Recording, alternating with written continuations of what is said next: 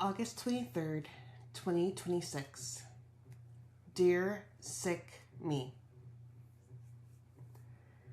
Do you ever wake up feeling like you were in a full-fledged fight in your sleep? As if your body just went through these physical paces. It just feels sore and painful. This morning, I woke up and I was in terrible pain. I went to sleep at a fairly decent time and I went to bed fairly easily and I pretty much slept through the night. There was no issues with that. But at some point in time, I woke up and I had this splitting headache and I couldn't shake it. And generally speaking, I am not a huge fan of medication. I just don't want to take it if it's not absolutely necessary. So the night before last, when I went to bed, I'd taken my meds and some leave and said, okay, it was bad enough I needed to take something. And I laid down. And I got up this morning and everything just hurt. I felt nauseous. My head was pounding. It hurt to move. If I turned my head too quickly, it felt like my brain moved slowly. I was just suffering. So I got up and I went to my couch and I said, okay, I'm going to lay there for a little while and see if that helps. Knocked out. Went right back to sleep. When I woke up from laying on my couch, I said that I was going to try moving around and doing a bit of things. And I came and sat in my office and I still just felt drained. So I went back to bed. And then at some point in time, I decided, okay, this is obviously not working. I need to take more medicine. And I took more medicine. And I laid down and I knocked out until like 6 o'clock. I don't get sick easily. I don't get sick quickly. My immune system's pretty intact.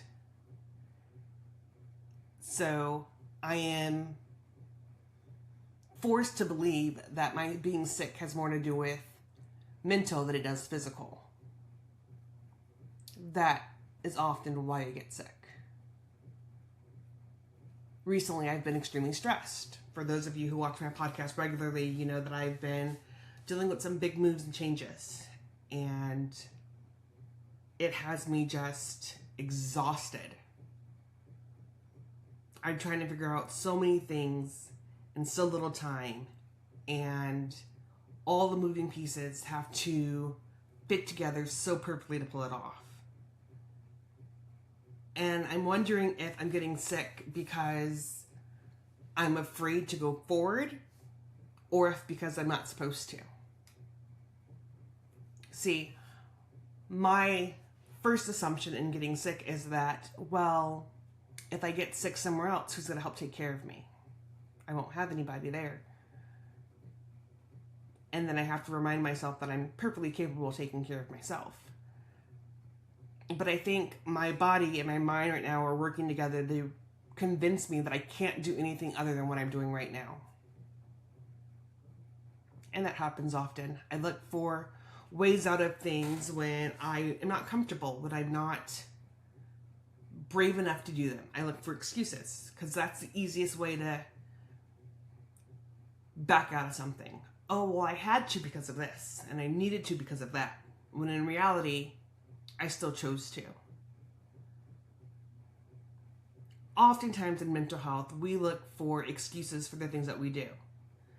And when I say excuses, I don't mean that we believe that what we're doing is okay or that it should be dismissed. We just look for something else as a reason to make a decision. So instead of it being that we left a bad situation, we stayed in that situation because, well, we owed it to everybody else. It would have messed up too many things. We would have broken up a family. We would have so on and so forth. And that's hard because you can't explain that to someone who's never been in that position. You can't explain to them that logically for us, it does make sense that we would say in a situation that's rough or hard or harming us.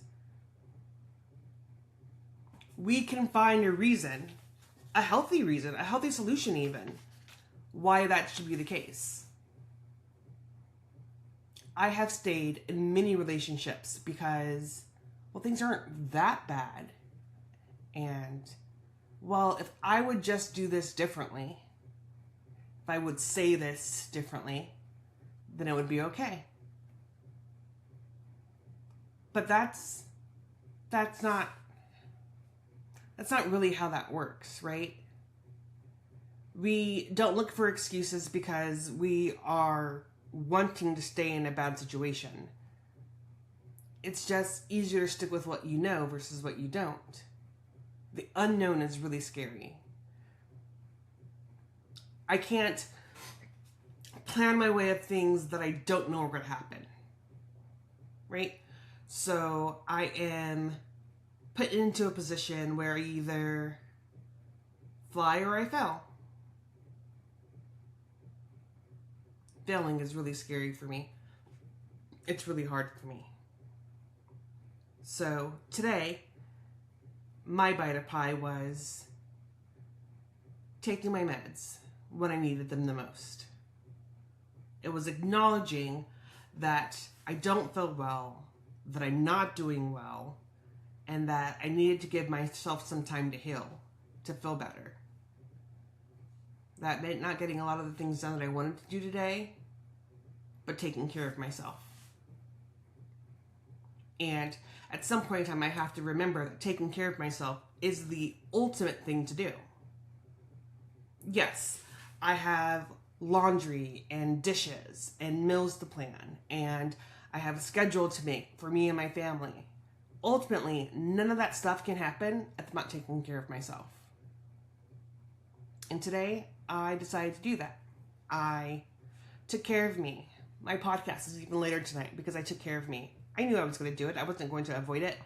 But I also knew that I needed to make sure I had the strength to do it. I get on here in the most honest form that there is. I'm not going to make myself up. I'm not going to pretend to be happy. I'm not going to pretend to feel well. I don't feel well. My head is aching. I feel nauseous. I could probably lay down right now and go right back to sleep, although I've slept all day long. I think it's important in mental health that we see people show up even when it's hard. We don't pretend like everything's fine. Sometimes the biggest support we can get is someone saying, okay, no, I do know what you're going through because that's exactly where I'm at. Today, that's where I'm at. I don't have a funny story or a giggle. I don't have some fun anecdote to tell. Today, I slept. Today, I took care of me in the best way that I knew how. Sometimes that's what it takes. Sometimes it's looking at yourself and saying, hey, I'm going to choose me today. And so today I was forced to do that. My body said, we are doing it today. We are giving ourselves the much needed time to sleep and catch up to what's going on in our head. So for those of you who feel like you have to constantly show up and be perfect, for those of you who feel like every day you have to put on a mask and present to the world that you're okay when you're not. No, we don't. We can show up and still do the things that we need to do while still acknowledging where we're at. I'm sitting here and I'm just talking to you and I am having this conversation while knowing that my stomach does not feel well, while knowing that I am just exhausted, but that I was able to show up to this capacity. I'm not jumping around, I'm not moving around, I'm not screaming or hollering. Podcast won't be as long as it usually is, but writing in your journal isn't the same length every day. Some days, it's just checking in and saying, hey, I made it through the day. Today's one of those days for me. I'm checking in. I'm saying, Today was an off day. I didn't feel well. I didn't get the chance to do anything because I just needed to rest. And today I took the time to do that for me, because taking care of me is as important as everything else in my life, if not more, since I can't do anything if I'm not taken care of. So I hope your bite of pie every day is you taking care of yourself. We talk about it here that sometimes that bite of pie looks like getting out of bed and taking a shower. That is taking care of yourself. That is a step in the right direction. So just remember, today is another page in the story.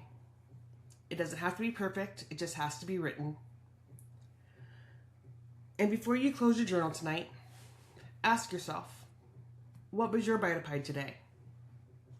Until tomorrow, love you loud.